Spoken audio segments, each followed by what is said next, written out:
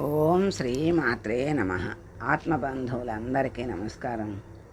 291వ నామం పురుషార్థప్రద. పురుషార్థములను ఇచ్చు తల్లి అని అర్థం. పురుషార్థములు ఎన్ని అంటే 4. అవి ఏమిటి అంటే ధర్మము, అర్థము, కామము, మోక్షము అనే 4 పురుషార్థాలు ఉన్నాయి. ఇవి ఇహానికి పరానికి 2 పనికొచ్చాయి. మరి అమ్మ పరమేశ్వరుణ్ణి అడిగిందట, ఇహానికి భుక్తి, పరానికి ముక్తి వచ్చేటట్లుగా ఏదైనా చెప్పమని పరమేశ్వరుని పార్వతీదేవి అడిగింది.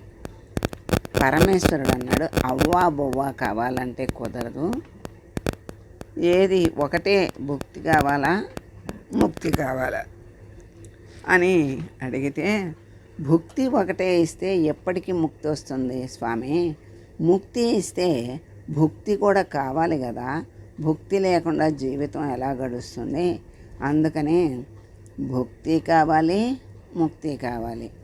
మరి ఇక్కడ ఎన్నాళ్ళు భుక్తి ఇస్తే ఎన్నాళ్ళు ఎన్ని జన్మలని ఇలా లోకంలో తిరుగుతూ ఉంటారు. ముక్తి ఒకటే ఇస్తే ముక్తి పొందేదాకా భుక్తి ఉండాలి కదా. మరి ఏమైనా సరేనా స్వామి, 2 కావాలి అని అడిగిందట. అమ్మ ఎవరి కోసం అడుగుతుంది అంటే బిడ్డల కోసమే అడుగుతుంది. అది తయారు చేసి 2టికి పనికొచ్చేది ఏమైనా సరే మీరు తయారు చేసి నాకు ఇవ్వాల్సిందే అని గట్టిగా పట్టుబట్టి అడిగింది. మరి నువ్వే ఇవ్వచ్చు కదా, నీకు ఉంది కదా శక్తి, నన్ను అడుగుతావేంటి అని అన్నాడంట పరమశివుడు. ఏమైనా సరే మీరే నాకు ఇవ్వాలి అని అడిగిందంట. స్వామి నుండి అమ్మ తీసుకుని అమ్మ బిడ్డలకు అందిస్తుంది. అలా అన్నింటికీ మరి ఆరోగ్యానికి సూర్యుడని ఆరాధించాలి, అలాగే చదువుకి సరస్వతీదేవిని, ధనానికి లక్ష్మీదేవిని, అట్లా అన్నిటికీ వేరువేరుగా మంత్రాలు ఇచ్చాడంట. ఏది కావాలంటే దానికి ఈ మంత్రం, మరి అన్నీ కావాలి కదా, లక్ష్మి, సరస్వతి, జ్ఞానం, బుద్ధి, తర్వాత మరి లౌకికమైన ధనము, అన్నీ చదువు అన్నీ కావాలి. అందుకని ఒక్కొక్క దానికి ఒక్కొక్క మంత్రం, నీ కోరిక తీరటానికి ఏ కోరిక తీరాలంటే ఆ కోరికకు ఒక మంత్రాన్ని ఇచ్చి చక్కగా చేసుకుని పొందమన్నాడంట.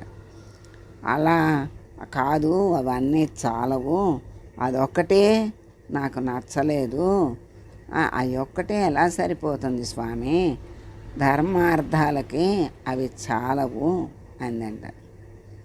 ధర్మము, అర్థము, కామము, మోక్షము కదా. ధర్మంగా ఆచరించాలి, నడవాలి. ఆ ధర్మంగా అర్థాన్ని అంటే ధనాన్ని సంపాదించాలి. ఆ తర్వాత ధర్మబద్ధమైన కోరికలని కోరుకోవాలి. ఆ తర్వాత ధర్మార్థ కామ మోక్షము చివరికి, అంటే ఆ చివర హద్దు మోక్షము, ఈ చివర హద్దు ధర్మము. ఈ 2టిని మధ్యలో అర్థకామాలని ఇచ్చారు. అంటే ముందు ధర్మము, చివరికి ముక్తి, ధర్మంగా నడిస్తే చివరికి ముక్తి వస్తుంది అని. ఇలా మరి అలా అన్నిటికీ కావలసినవి 2, భుక్తి ముక్తి 2టికి కావలసినవి తయారు చేసి ఇమ్మంది. మరి గొడవ చేస్తుంటే నువ్వే ఇవ్వచ్చుగా అంటే ఇప్పిస్తాను అందండి. అంటే మీ చేత నేను ఇప్పిస్తాను అని.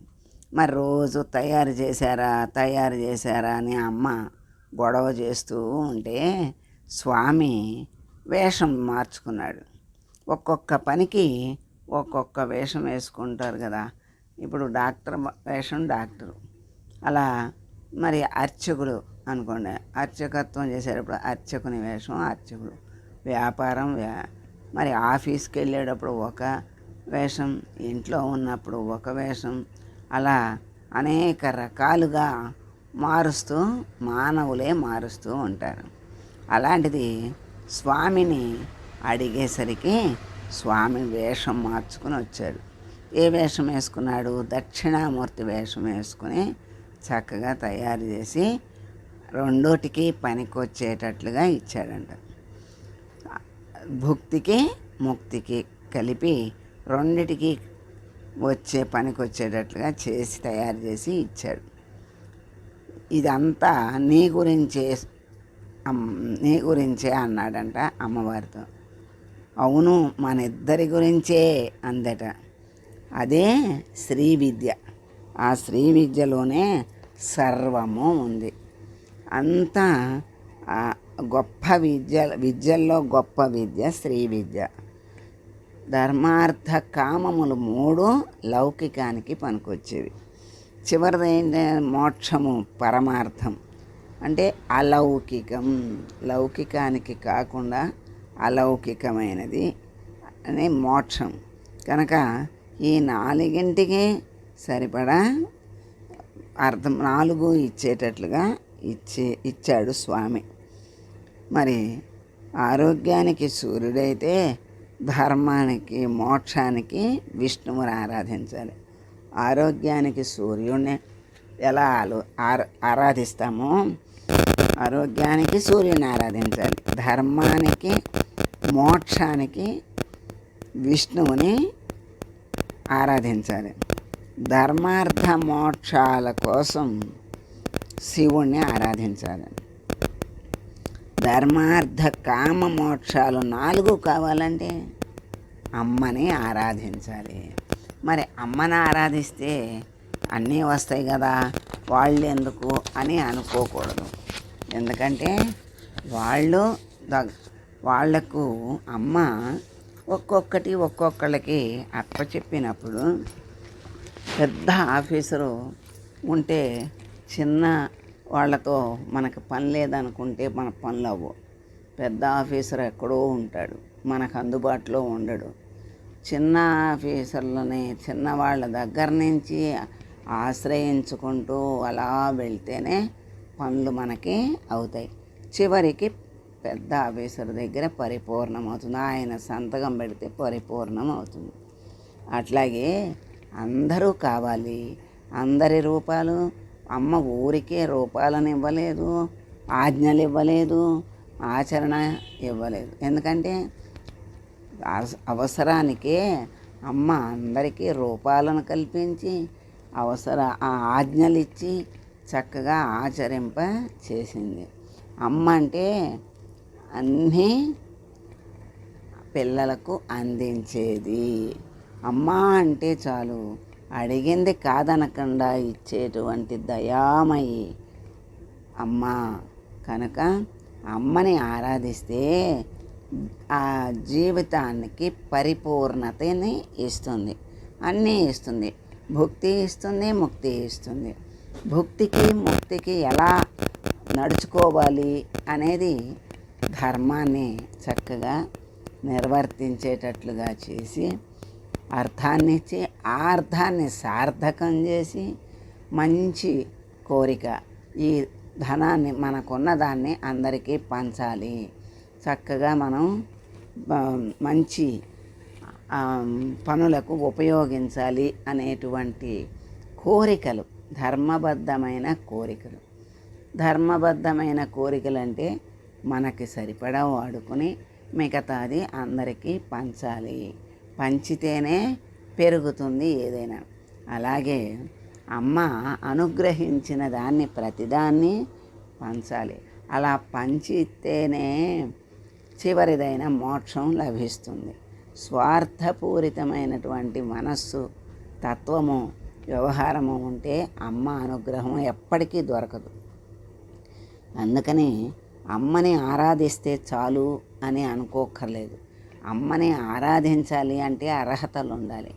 ఆ అర్హతలే చక్కని ధర్మబద్ధమైన జీవితంతో జీవితం గడుపుతూ అర్థాన్ని ధర్మంగా అర్థాన్ని పొంది ఆ అర్థాన్ని ధర్మబద్ధమైన కోరికలతో వాటిని ఉపయోగించి చక్కగా అవసరమైన వాళ్లకు అందించి మరి మనసు స్వచ్ఛంగా ప్రశాంతంగా ఆనందంగా హాయిగా ఉండగలిగేటువంటి స్థితిని సంపాదించుకున్నట్లయితే ఈ 3 లౌకికాలు చక్కగా నిర్వర్తించినట్లయితే 4వది అయిన ఆ అలౌకికమైన ముక్తి మోక్షం అలాగా అమ్మ అందిస్తుంది.